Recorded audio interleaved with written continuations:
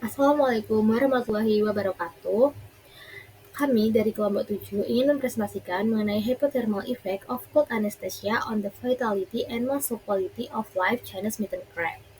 Perkenalkan, saya Natania Chandra dengan NIU 5453810 dan teman-teman saya ada Rizka Maretra Putri dengan NIU 5432243, ada Sekar Katrina Kinanti dengan NIU 545755, alias Sofia Alifitri dengan NIU 54389 dan juga Nabila Tulfahriza Barkis dengan NIU 54065. Kepiting sinensis merupakan komoditas akuakultur bernilai tinggi di Asia, namun kualitas dagingnya cepat menurun setelah mati akibat autolisis dan oksidasi protein. Upaya mempertahankan kelangsungan hidup seperti aerasi dan pendinginan menunjukkan bahwa suhu rendah lebih efektif menekan metabolisme dibandingkan aerasi saja. Hewan akuatik berdarah dingin dapat memasuki kondisi dorman pada suhu anestesi dingin atau cold anesthesia atau CA sehingga metabolisme menurun dan kualitas daging tetap terjaga. Teknologi CA terbukti meningkatkan mutu kimia, fisik, dan sensori berbagai produk akuatik meskipun belum pernah diterapkan pada kepiting tersebut. Berdasarkan hal ini, penelitian ini menguji efek perlakuan CA terhadap vitalitas dan kualitas otot E sinensis sebagai dasar pengembangan metode penyimpanan kepiting hidup. Untuk bahan dan metode 2.1 Experimental Material and Treatments, yang pertama dilakukan adalah pengambilan dan seleksi kepiting. Kepiting rambut yang diperoleh dari pasar petani di Hangzhou, kepiting yang dipilih memiliki bobot rata-rata 100 kurang lebih 5 gram, sehat, anggota tubuh lengkap, dan berukuran seragam. Kepiting ini kemudian diaklimatisasi selama 24 jam dalam air beroksigen pada suhu 25 derajat Celcius sebelum perlakuan. Nah, yang kedua adalah persiapan wadah percobaan. 3 box plastik disiapkan dan diberi nomor 1, 2, dan 3. Box nomor 1 ditempatkan langsung pada suhu 4 derajat Celcius sebagai kontrol, sementara itu box nomor 2 dan 3 disetel suhu menjadi 7 derajat Celcius menggunakan lemari pendingin yang dapat diatur. Yang ketiga, pembagian kelompok percobaan sebanyak 300 kepiting yang telah melalui masa pemeliharaan singkat dibagi secara acak menjadi 3 kelompok masing-masing 100 ekor. Kelompok kontrol atau box 1 disimpan pada suhu 4 derajat Celcius dan jumlah kematian dicatat setiap jamnya. Kelompok fast cooling, kepiting langsung dipindahkan ke lingkungan bersuhu 7 derajat Celcius untuk induksi anestesi dingin. Nah, kelompok slow cooling sendiri, kepiting ini didinginkan dari 25 derajat Celcius dengan penurunan suhu bertahap 3 derajat Celcius per jam hingga mencapai 7 derajat Celcius. Yang keempat, perlakuan cold anesthesia atau CA. Dua kelompok perlakuan fast cooling dan slow cooling mengalami proses cold anesthesia pada suhu akhir 7 derajat Celcius. Kelompok kontrol tetap berada pada 4 derajat Celcius dengan perubahan suhu yang stabil sebagai pembanding. Kemudian pengamatan kelangsungan hidup dan kualitas otot. Untuk menilai pengaruh teknologi CA, pengambilan sampel dilakukan pada hari ke-0, 2, 4, 6, 8, dan 10. Pada kelompok fast dan slow, pada setiap waktu pengambilan sampel, parameter kualitas otot diukur, kelangsungan hidup dicatat, khusus pada kelompok kontrol pada suhu 4 derajat Celcius. Yang kedua adalah Chinese mitten crab mortality. Penilaian kelangsungan hidup kepiting dilakukan dengan mengacu pada metode Barento et al. Dan Lu et al. Dengan beberapa modifikasi. Viabilitas kepiting ditentukan berdasarkan ada atau tidaknya respon gerakan ketika dirangsang. Jika kepiting menunjukkan reaksi, maka dianggap hidup. Jika tidak ada respon, kepiting dinyatakan mati. Kemudian freezing point. Sebanyak 50 kepiting digunakan untuk menentukan titik beku otot. Probe alat pencatat suhu dimasukkan sekitar 0,5 cm ke dalam otot perut dan dipasang dengan hati-hati tanpa mengenai cangkang agar tidak menimbulkan kesalahan. Kepiting kemudian ditempatkan dalam lemari pendingin bersuhu -30 derajat Celcius untuk proses pembekuan.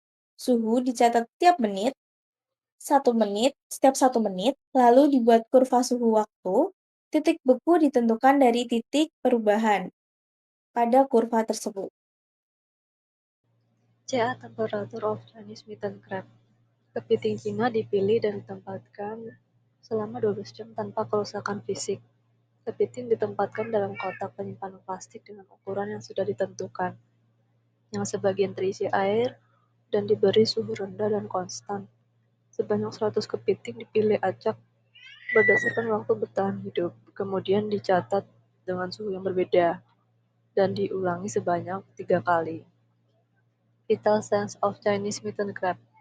Metode deteksi langsung dengan memeriksa secara visual dan status pernapasan dinilai untuk mengamati mulutnya guna menentukan vitalitas dengan rumus survival rate jumlah kepiting hidup dibagi jumlah total kepiting dikali 100%.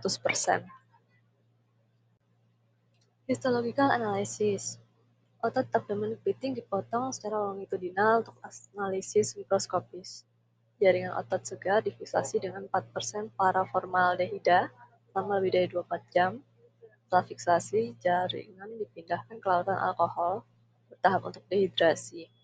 Alkohol 75% selama 4 jam, alkohol 85% selama 2 jam, alkohol 90% selama 2 jam, alkohol 95% selama 1 jam. Etanol absolut selama 30 menit untuk dehidrasi sempurna. Sampel dideklarifikasi dengan silena dan ditanam dalam parafin cair. Irisan sampel disiapkan dengan ketebalan 5 mikroliter. Irisan deparanisasi dan diwarnai menggunakan hematoksilin dan eosin sesuai prosedur Guan et al. 2021. Irisan ditempelkan pada slide dengan perekat netral. Hasil irisan diamati dan difoto menggunakan mikroskop. Histological analysis. Tahapnya ada sampel otot dipotong dadu, ukurannya 1 mm x 1 mm x 1 mm. Kemudian direndam dalam larutan glutaraaldehida 2,5% selama 24 jam. Sampel dicuci dengan buffer PBS. Difiksasi kedua dengan osmium tetroksida 1% selama 2 jam. Dehidrasi menggunakan gradien etanol dengan berbagai konsentrasi. Sampel diinfiltrasi dengan resin epoksi. Resin dibiarkan kering dalam oven pada suhu 45 derajat Celcius. Spesimen yang tertanam dipotong menggunakan ultramikroton UC7 Lake. Analisis ultrastruktur otot dilakukan dengan mikroskop elektron transmisi H7650. Muscle texture. Menentukan tekstur pada otot kepiting. Modifikasi metode Guan et al. 2021. Sampel otot perut dipotong berbentuk kubus ukuran 8 mm x 8 mm x 8 mm. Pengukuran dilakukan dengan penganalisis tekstur TAXT plus 41.957. Prop yang digunakan yaitu silinder beralas datar tipe P/2. Pengujian kompresi dilakukan dengan interval selama 5 detik.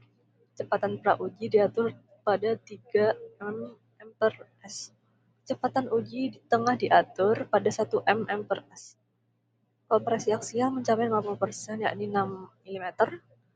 Kecepatan pasca uji juga 1 mm/s. Kondisi pengujian mengikuti metode Guan et al. 2021. Selanjutnya ada muscle physicochemical index. pH otot dinilai mengikuti prosedur yang diuraikan oleh Si et al. 2018. Pertama, 10 gram sampel gabungan diukur dalam gelas kimia yang kemudian ditambahkan 100 ml air ultramurni. Campuran kemudian diaduk rata dan diamkan selama 30 menit. Setelah itu, pH lapisan bening dievaluasi dengan pH meter. Kuantifikasi kandungan protein dilakukan melalui teknik Chalmers-Brilliant Blue, sedangkan konsentrasi laktat dan myoglikogen dinilai menggunakan pendekatan kolorimetri dengan kit yang bersumber dari Nanjing Jianzheng Bioengineering Institute. Muscle myofibrillar protein oxidation. Metode ini diekstraksi dibuat oleh Bertram et al. 2004. Daging kepiting 1 gram ditimbang dan campur dengan 10 ml larutan penyangga dingin, campuran dihomogenasi dalam penangan es menggunakan homogenizer kaca berkecepatan tinggi. Ekstrak disimpan pada suhu 4 derajat Celcius selama 1 jam. Supernatan dikumpulkan dengan hati-hati, endapan dicampur dengan 10 ml buffer trismaleat, dihomogenasi dan diinkubasi kembali pada 4 derajat Celcius selama 1 jam. Endapan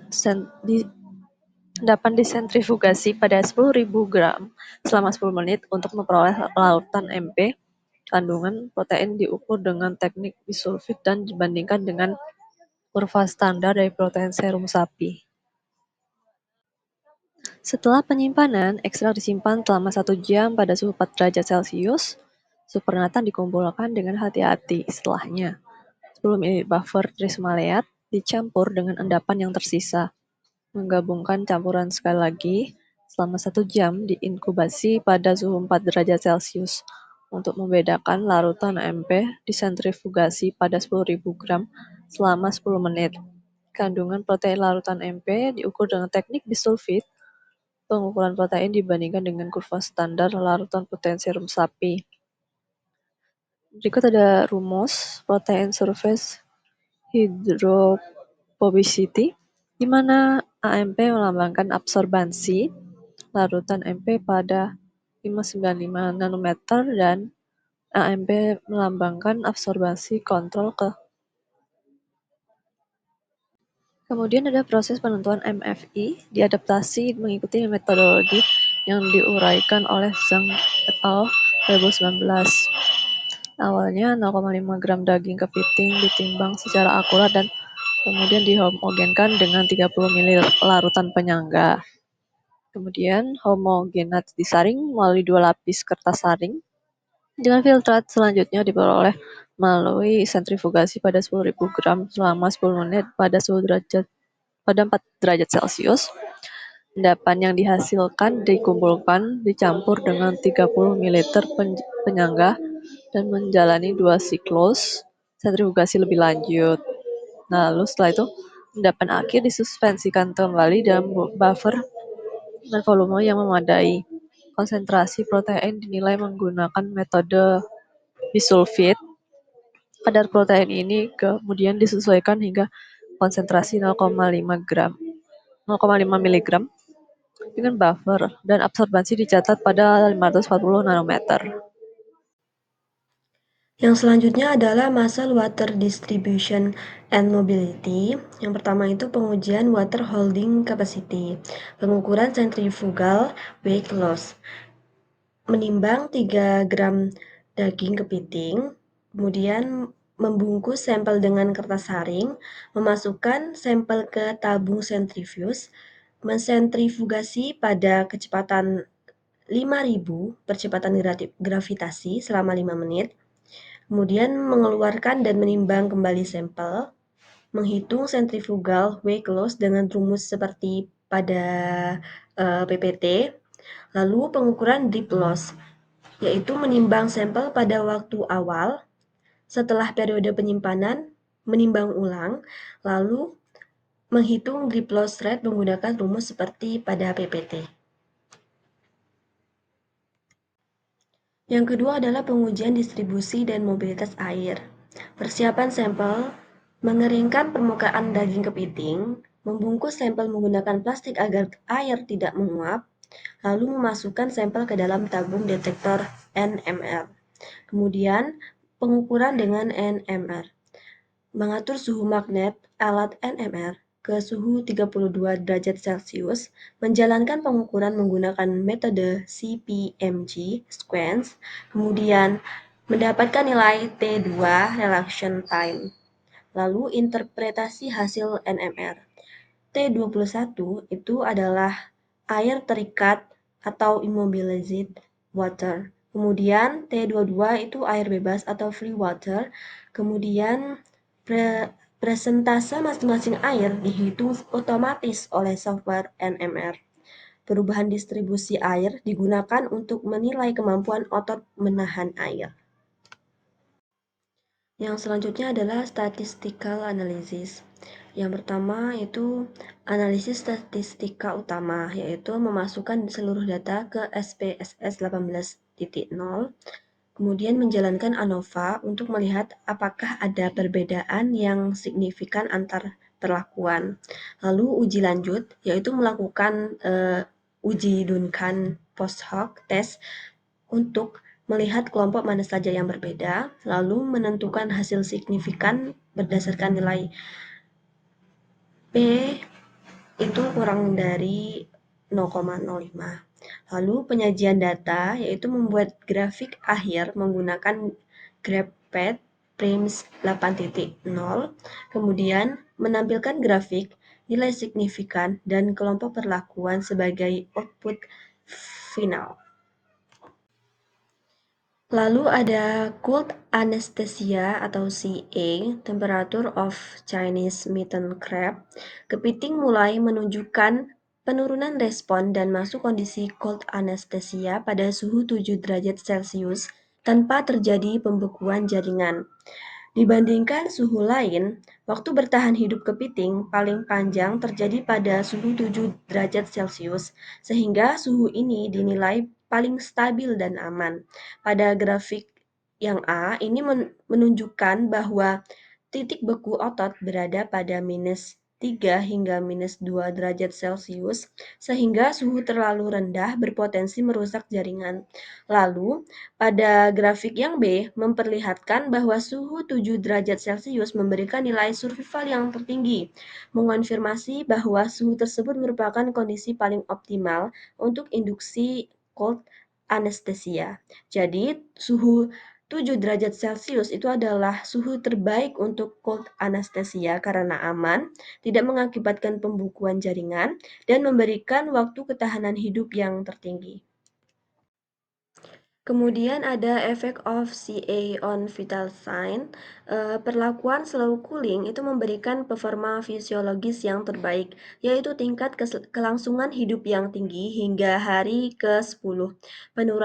Penurunan berat itu minimal, lalu respon perilaku lebih stabil.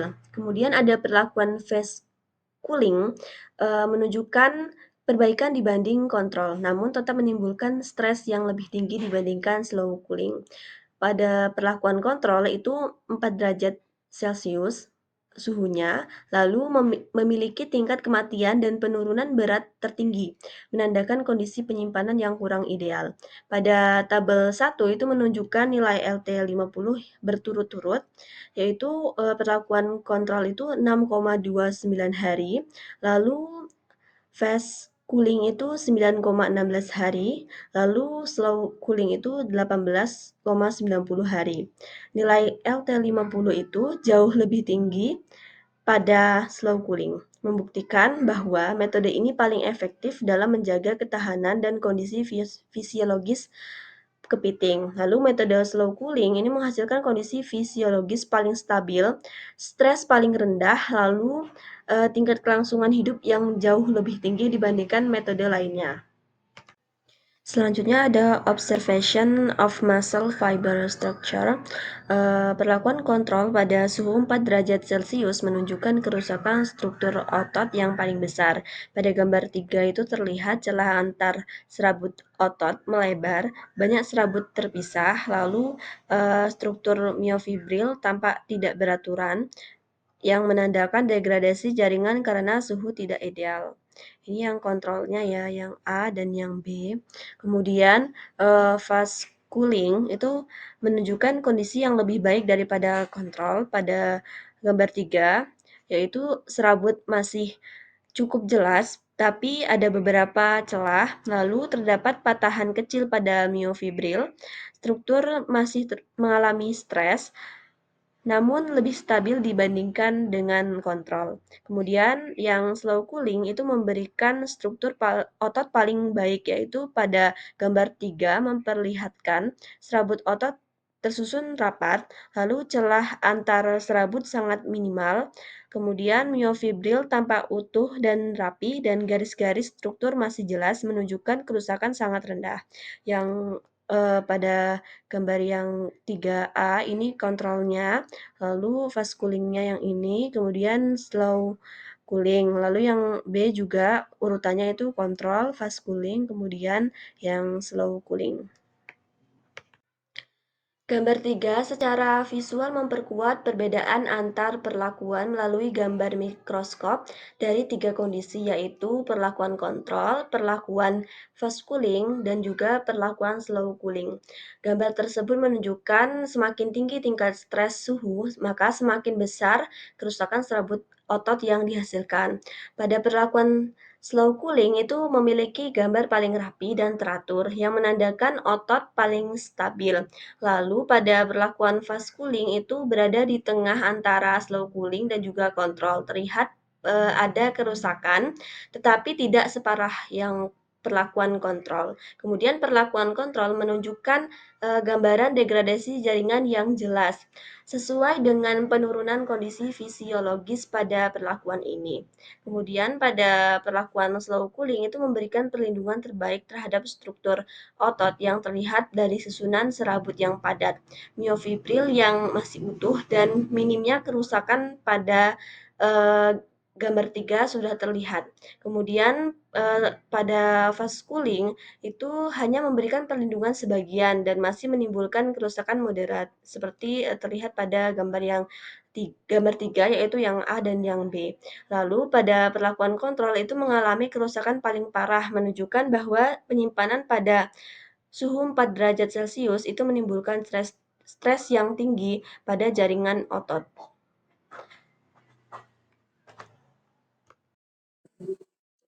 Oke, kemudian penilaian mengenai effect on muscle texture. Ini ada 4 parameter penilaian, yaitu hardness, springiness, chewiness, and gumminess. Hardness ini mengenai kekerasan pada daging, kemudian gumminess ini mengenai kenyalan, kemudian chewiness ini mengenai tingkat kunyahan seperti itu, dan springiness ini elastisitas. Nah, pada parameter penilaian hardness atau kekerasan ini terjadi penurunan pada kontrol yang jauh lebih cepat, sehingga menunjukkan berarti yang lebih rendah. Kemudian pada fast cooling, kemudian slow cooling. Nah, di sini slow cooling terjadi penilaian yang lebih tinggi atau penurunan yang lebih lambat seperti itu. Kemudian pada springiness ini terjadi penurunan namun tidak terlalu signifikan. Di sini kontrol tetap rendah. Kemudian fast cooling dan slow cooling. Dan slow cooling ini tetap menunjukkan nilai yang lebih tinggi sehingga menandakan bahwa ini penurunan yang lebih lambat. Kemudian pada gumminess ini juga penurunan pada kontrol juga lebih cepat. Kemudian pada fast cooling dan slow cooling. Slow cooling ini tetap menunjukkan nilai yang lebih tinggi sehingga penurunannya lebih lambat. Kemudian pada chewiness ini juga sangat signifikan pada kontrol yang jauh lebih rendah dari fast maupun slow cooling. Dan slow cooling ini tetap menunjukkan tingkat yang lebih tinggi sehingga penurunannya juga lebih lambat. Nah, jadi kesimpulannya pada kontrol ini menandakan kerusakan struktur daging yang lebih cepat sehingga membuat daging ini lebih lembek dan kurang elastis. Nah, pada fast cooling ini sendiri relatif stabil di awal namun menurun sedang Ini lebih baik dari kontrol, namun juga lebih rendah dari slow cooling. Nah, slow cooling ini sendiri penurunan tekstur yang lebih lambat di semua parameter sehingga menandakan bahwa metode ini metode yang paling baik sehingga daging dengan metode ini tetap lebih padat, elastis, dan tidak cepat mengalami kelunakan selama 10 hari. Sehingga slow cooling ini merupakan perlakuan terbaik untuk mempertahankan tekstur daging seperti itu. Kemudian ada penilaian impact of skill on muscle physical chemical index. Ini ada 4 parameter penilaian yaitu pH, protein, glikogen maupun lactic acidnya. Nah, pada pH value ini terjadi peningkatan pada hari ke-6 dari hari ke-6 hingga hari ke-10.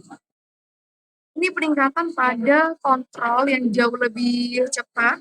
Kemudian fast cooling dan slow cooling.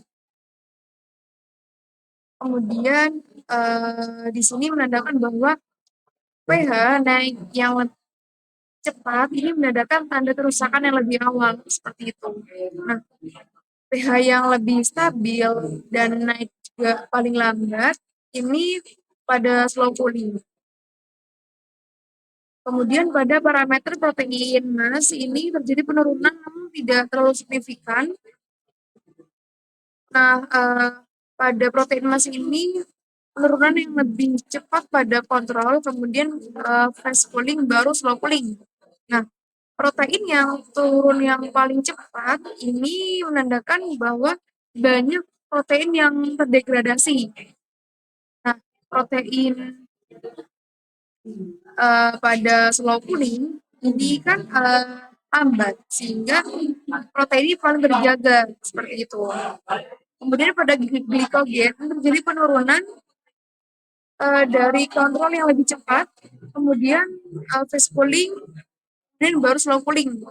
Jadi slow cooling ini tetap menunjukkan proses yang lebih lambat seperti itu.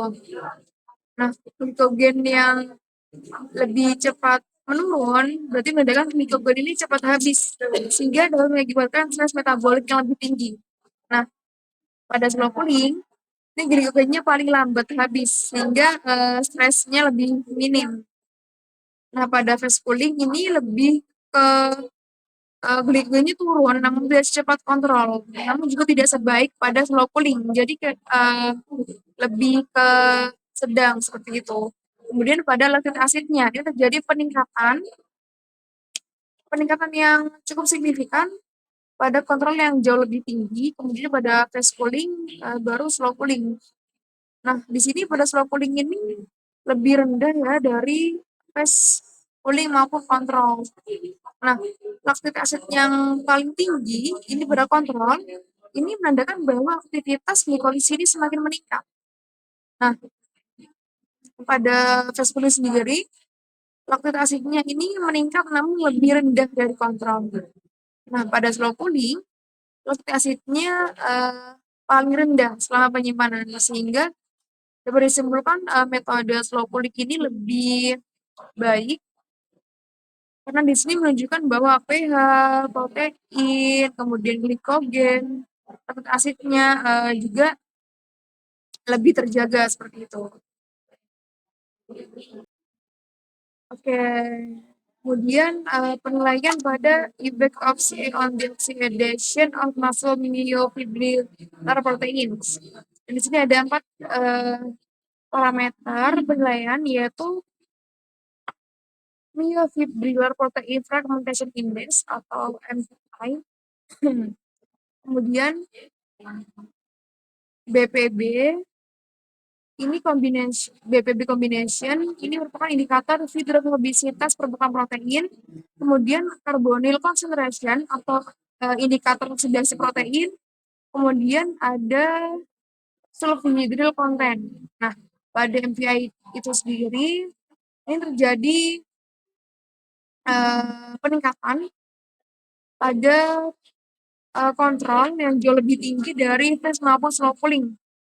Nah, di sini slow cooling menduduki yang paling rendah Kemudian pada BPB combination terjadi peningkatan juga, tetap pada kontrol yang lebih tinggi, kemudian fast cooling dan dilanjut slow cooling. Slow cooling ini lebih rendah dari kontrol maupun fast cooling. Kemudian carbonyl concentration ini juga terjadi peningkatan pada kontrol yang jauh lebih tinggi, kemudian fast cooling, dan yang terakhir adalah slow cooling. Slow cooling tetap menduduki yang paling rendah. Kemudian pada sulfhydryl content ini terjadi peningkatan, namun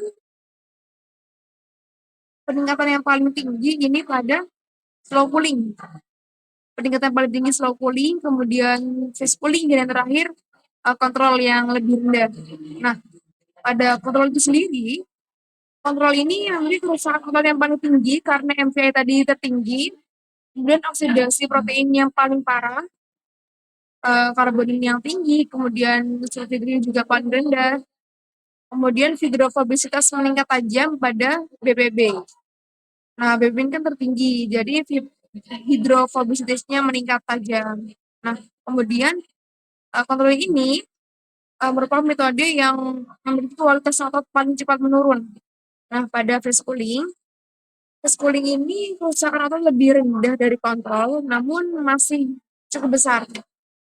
Nah, pada fast cooling ini oksidasi proteinnya sedang, kemudian perlindungan protein juga ada, namun tidak optimal. Nah, pada fast cooling ini kualitas otot lebih baik dari kontrol, tapi tidak sebaik pada slow cooling. Nah, slow cooling ini sendiri memiliki kerusakan otot yang paling rendah, karena tadi menunjukkan MVI yang lebih rendah. Kemudian oksidasi protein paling kecil, karboninnya rendah, dan SH-nya tinggi. Kemudian hidrofobisitas proteinnya juga paling stabil. Di situ menunjukkan BPB yang lebih rendah. Kemudian kualitas otot paling terjaga selama penyimpanan. Sehingga di sini dapat disimpulkan bahwa slow cooling ini adalah metode yang paling baik dari kontrol maupun fast cooling, karena dapat menjaga kualitas otot selama penyimpanan yang lebih baik seperti itu.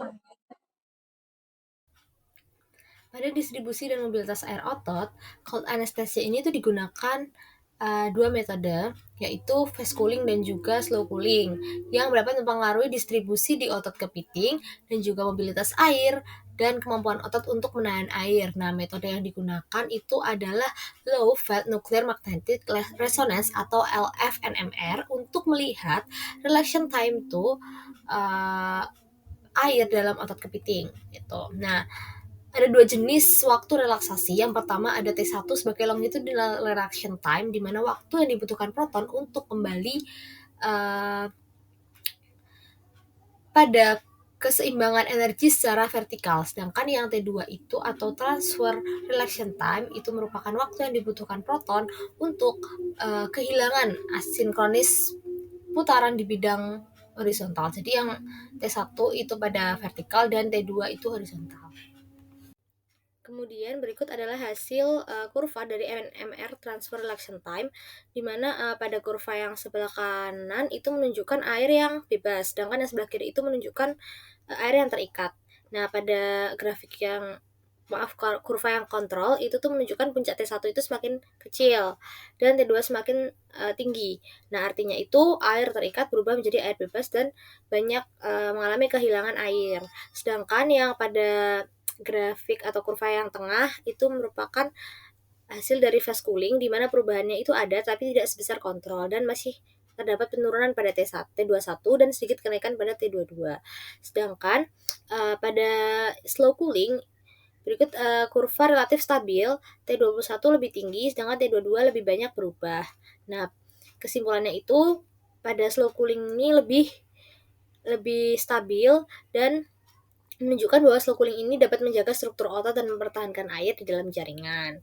Karena tadi T21 itu tetap tinggi, T21 itu merupakan air yang terikat. Jadi air yang terikat tetap tinggi, sedangkan air yang bebas itu tidak banyak berubah. Jadi yang lebih stabil atau yang lebih efisien itu merupakan metode yang slow cooling gitu. Lalu yang selanjutnya adalah hasil dari moist mass fraction, di mana grafik ini tuh grafik yang B menunjukkan bahwa setelah hari ke-4 hingga ke-10 itu mengalami penurunan paling besar, kadar airnya turun drastis itu pada kontrol. Sedangkan yang pada fast cooling itu tuh kadar airnya menurun, tetapi nggak sebesar kontrol. Sedangkan yang slow cooling itu punya kadar air tertinggi sampai pada hasil akhir penyimpanan. Nah, berarti dapat disimpulkan bahwa slow cooling ini tuh paling mampu untuk mempertahankan air karena pendinginan lambat itu memberikan waktu bagi protein beradaptasi terhadap suhu. Selain itu juga struktur myofibril dan membran sel yang tidak rusak sehingga air tetap terperangkap. Nah, lalu pada grafik yang C, itu merupakan grafik hasil dari centrifugation loss dalam bentuk persen. Nah, air yang keluar saat disentrifugasi itu tuh nanti akan dilihat hasilnya pada grafik yang C ini. Makin tinggi persenan dari centrifugation loss ini, maka water hold capacity itu semakin rendah gitu. Nah, kontrol menunjukkan nilai paling tinggi sehingga sekitar 30-35%. Sedangkan pada fast cooling itu sedikit lebih baik, kenaikannya konstan dibandingkan sama kontrol. Lalu yang terakhir yang SC atau yang slow cooling itu menunjukkan persentase paling kecil hanya sekitar 20 hingga 25%. Nah, nilai tinggi berarti air mudah keluar dari jaringan saat diberi tekanan. Jadi semakin tinggi nilai persentasenya itu, maka water holding capacity-nya semakin jelek. Nah, lalu untuk SC sendiri memiliki WHC terbaik karena tadi dia menunjukkan persentase yang kecil. Nah, selanjutnya, kontrol menunjukkan kerusakan jaringan dan oksidasi protein yang besar menyebabkan air lebih mudah untuk lepas. Kemudian selanjutnya terdapat pengujian drip loss pada grafik D ini menunjukkan hasil bahwa semua perlakuan itu menunjukkan drip loss seiring waktu. Yang pertama, pada hasil kontrol itu mengalami peningkatan paling besar hingga sekitar 6-7%. Sedangkan pada fast cooling itu kenaikannya itu konstan dan sedang. Selalu pada slow cooling ini terdapat hasil bahwa kenaikan drip loss itu paling rendah sekitar 4%, yang dimana berarti pada metode slow cooling ini memiliki hasil yang terbaik karena drip loss-nya itu paling kecil, sehingga semakin banyak air yang keluar itu kan semakin rendah kualitas dan kesegaran daging. Nah, pada FC ini karena hasilnya itu paling rendah, berarti dapat mempertahankan kualitas dan kesegaran dagingnya. Sehingga SC ini tuh menandakan bahwa struktur myofibril tetap padat dan kuat sehingga membran sel itu tidak rusak. Kemudian pada discussion terdapat mekanisme dari cold anesthesia yang mempengaruhi kualitas otot dari kepiting. Nah, yang pertama itu ada dua jalur. Nah, yang sebelah kiri itu cold anesthesia akan menurunkan produksi asam laktat sehingga menyebabkan pH otot itu akan naik. Nah, setelah pH otot naik, maka air lebih terikat pada protein. Setelah itu, karena air lebih terikat pada protein, maka free water akan menurun. Setelah free water menurun, otomatis mengurangi hilangnya air. Setelah itu, moisturizer loss turun juga, dan daging itu tidak kering. Hasil akhirnya water holding capacity-nya itu akan meningkat. Nah, sedangkan pada yang sebelah kanan itu menunjukkan bahwa protein oxidation menurun sehingga serat otot itu tidak cepat rusak. Selanjutnya, struktur myofibril tetap utuh dan tekstur otot membaik, lebih padat, kenyal, dan tidak lembek. Selanjutnya berujung pada muscle quality yang akan meningkat. Gitu. Selanjutnya pada discussion ada efek pendinginan terhadap stres. Nah, pada cold anesthesia ini atau CA menurunkan aktivitas metabolik dan stres pada kepiting itu selama penyimpanan. Nah, sedangkan yang slow cooling tadi itu memberikan waktu adaptasi bertahap sehingga oksigen dan jaringan tetap stabil sehingga tidak mengalami si kepiting tidak mengalami hypoxia shock. Tapi bedanya pada fast cooling itu menekan pada metabolisme, tetapi dapat memicu stres ringan karena kalau pada fast cooling itu pendinginan cepat yang dimana suhunya itu akan mengalami peningkatan yang cepat juga sehingga itu akan menyebabkan stres ringan pada kepiting.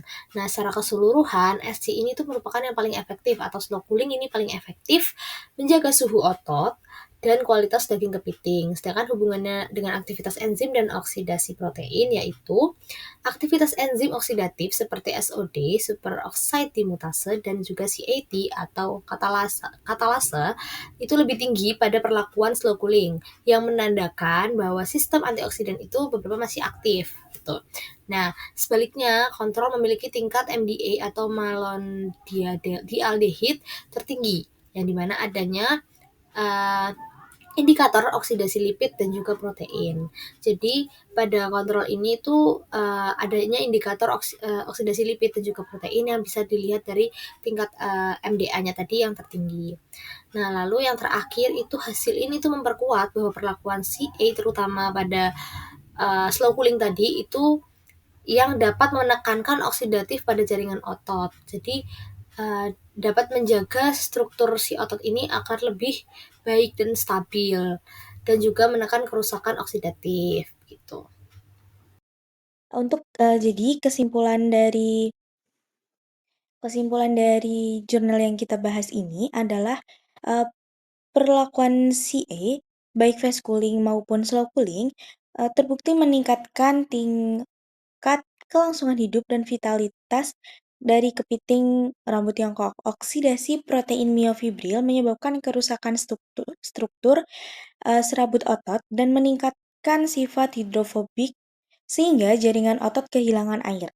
Penurunan pH juga memperlemah ikatan antara protein dan air, membuat air terikat berubah menjadi air bebas yang lebih mudah hilang. Perlakuan CA mampu menekan kerusakan oksidatif dan mencegah penurunan pH sehingga struktur miofibril, kemampuan menahan air dan tekstur otot tetap terjaga. Di antara kedua metode CA, slow cooling memberikan perlindungan terbaik terhadap vitalitas dan kualitas otot kepiting. Temuan ini memberikan dasar ilmiah untuk pengembangan teknologi penyimpanan kepiting hidup dan pedoman praktik komersial produk akuatik segar. Namun, karena kematian kepiting selama transportasi dipengaruhi oleh berbagai faktor, penelitian lebih lanjut masih diperlukan untuk memahami faktor-faktor tersebut dan mengoptimalkan kondisi logistik.